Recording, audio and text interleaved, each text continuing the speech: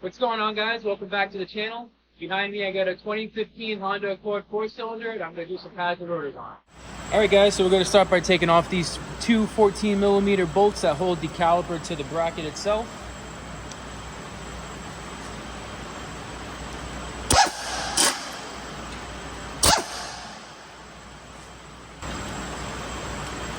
Next, I like to already just compress the caliper.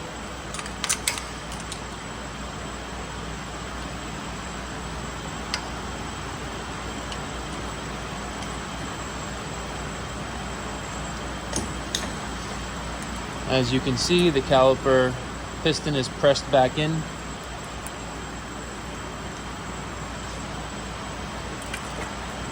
Hang that out of the way.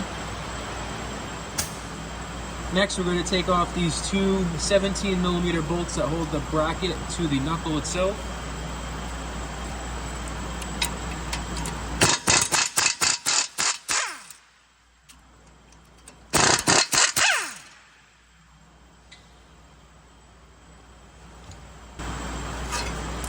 Alright, so the pads don't look too bad. They could have definitely gone a lot longer, but this is a used car and the rotors are pulsating really bad, so I just went ahead and recommended front pads and rotors just for the simple fact that it's only an extra $80, so you're getting a whole new brake job compared to just replacing just the rotors at that point. That's why we're going ahead and doing the pads as well. Alright, next thing you want to do is remove the rotor screw. For that, I recommend using one of these impact drivers. These are meant for removing rotor screws and any kind of stubborn fastener, but for Honda, number 3 Phillips on an impact, all you do is just put it up on the rotor screw with a hammer, twist it so that way it's on the off position, and just give it a couple of taps.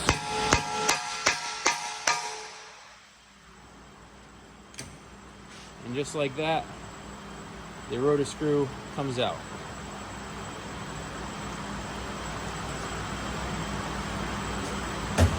Now, if the rotor's being stubborn, I live in New England, so of course everything's rusted on to everything. So if the rotor's being stubborn, you just give it a couple whacks, and it should come right off. Now, depending on how bad this hub looks, if it's really rusted, you are going to want to clean up the whole surface area all the way around here and the face of it.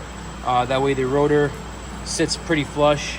This looks more of just surface rust than anything. I don't feel any kind of like high spots, but just for the sake of showing you guys, I will do it anyways.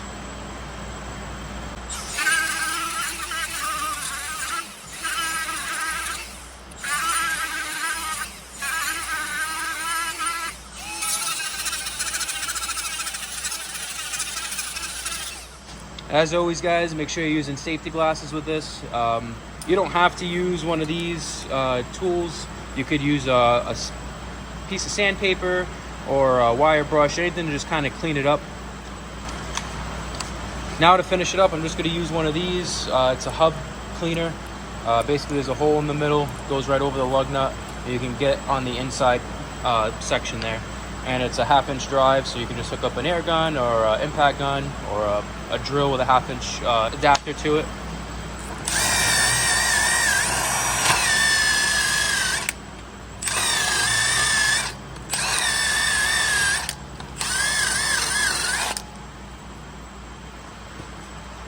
Give a little spritz of brake clean.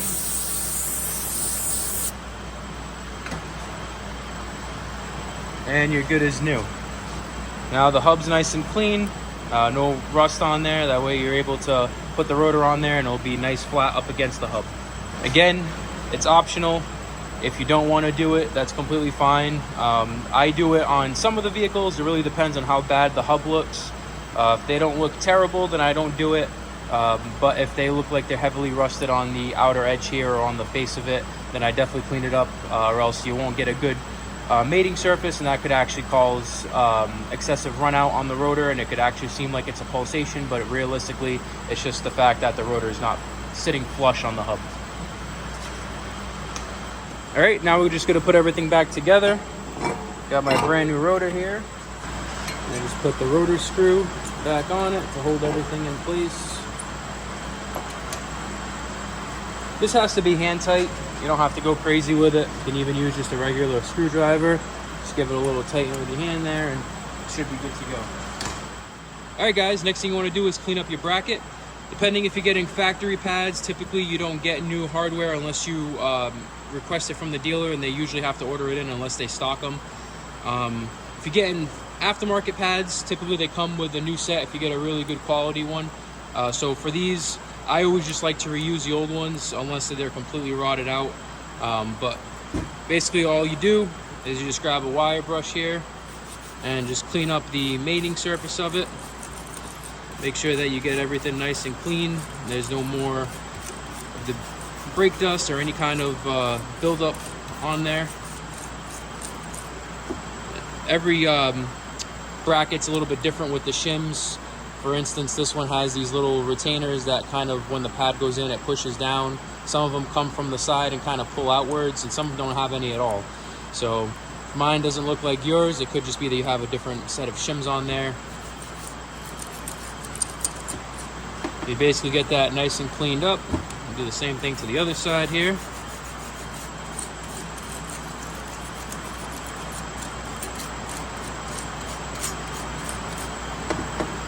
Give it a little spritz of brake clean. While that's drying, you want to go ahead and make sure your slide pins move freely. And I always make sure that it has some grease on there. If it has any kind of like dried up material, I always clean it off, take off these boots, and then use a little wire brush. They sell circular ones like these that you can just hook up to a drill and just kind of goes in there and you can clean it out. Highly recommend those. But if these look good and they're lubricated still, I just go ahead and add a little bit more lubrication to them, just that way they don't dry out. And very important that you guys always pull back the boot a little bit and then push it in. If you have air trapped in here, that's going to allow the boot to keep the air in here, and the pin's going to stay popped out, and that's going to prematurely wear your brakes. So you always want to make sure that you have no air pockets in there.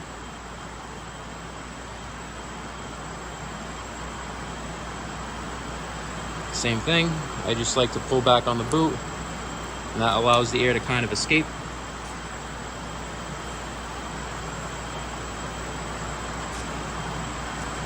All right, hardware looks nice and dry now, so I can go ahead and just give it a little coat of grease. Anywhere that you get any kind of metal contact here, I usually just give it a little grease up.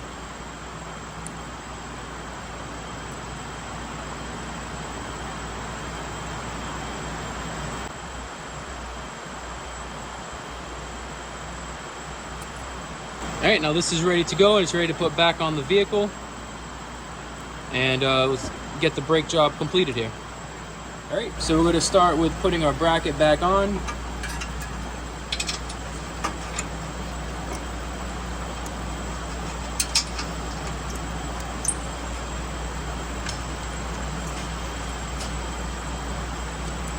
We're going to snug them down with the gun.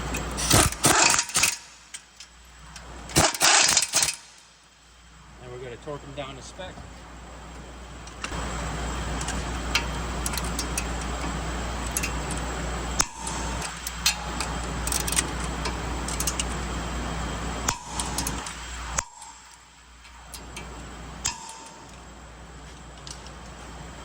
Next thing you want to do is make sure you clean up any excess grease here on the rotor. You don't want to have any kind of grease or anything on there. Sometimes it's inevitable that it will happen. You just want to make sure that you clean up both sides, make sure there's nothing there for grease on both inner and outer side of the rotor. All right, now we're going to install the brake pads. I got the set right here. One thing to note is this wear indicator always goes on the side of the vehicle that it's on. So for example, this wear indicator is on the right side, so that means it goes on the right side of the vehicle, passenger side. This wear indicator is on the left side, so that goes on the left side of the vehicle or the driver's side. It always goes on the inboard portion of the bracket. All right, we're gonna go ahead and pop this pad in. You wanna make sure that it pops in and has a little bit of resistance. If it goes in and you have to force it in, bang it with a hammer, there's something wrong. Either the pad is incorrect or you got some kind of excessive rust buildup on the bracket itself, and you'd have to grind down the edges all the way around here, just that way it clears. New England, it's really common for it, so that's what we do, is we just kind of give it a little grind down, nothing crazy. We put it on the bench grinder and just give it like a little dot grind down, and then we lube it up with some grease, that way it doesn't rust out. But basically, this is what you want. You want to have it where it just kind of moves easily. That way the pads don't seize up on the bracket down the road. Go ahead and put the outer pad on there. Again, you can see how it moves nice and freely. Now we already have the caliper compressed. We can just go ahead and put it on. Another thing to note is right here, the piston. Again, if it is excessively rusted, you're going to want to go ahead and give it this little sand down and put a little bit of grease on there. I typically don't. I know everyone has a different way of doing the brakes. Some people grease these all the time. I've never really had a problem, so it works for me not doing it. So that's why I don't do it. But again, you can put a little bit of grease here, and that could help with noises. But again, I don't have any issues with it, so I don't do it.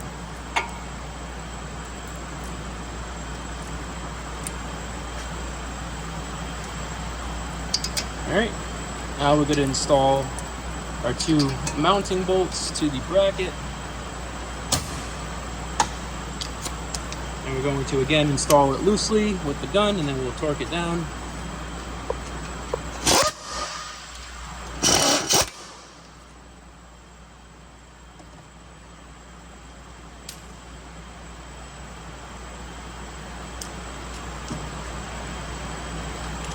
See if I can get it without having to hold the inner.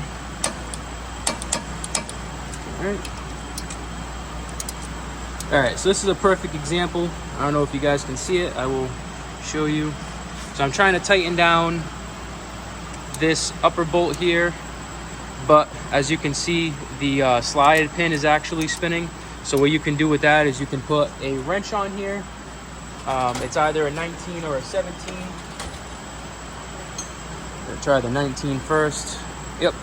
So as you can see, the 19 fits in there perfectly, and then you can just hold it down and tighten it to spec. And that's basically it. I always like to double check my torque on everything. So I'm just gonna go ahead and do this one more time here. Good. Good.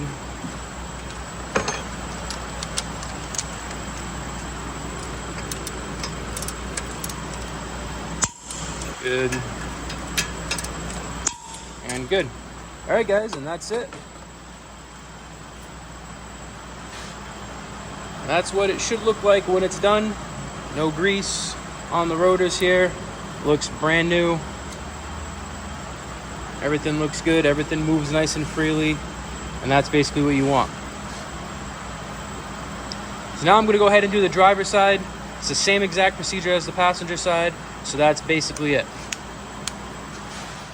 Alright guys, and that's it. I already got the passenger side complete. I'm going to go ahead and do the driver's side now. Same exact procedures that you'd want to follow. And then obviously make sure you guys pump up the brakes before you start driving it. Go for a nice test drive. Make sure everything sounds good and smooth and that there's no weird noises or that the pedal doesn't feel funky or anything like that.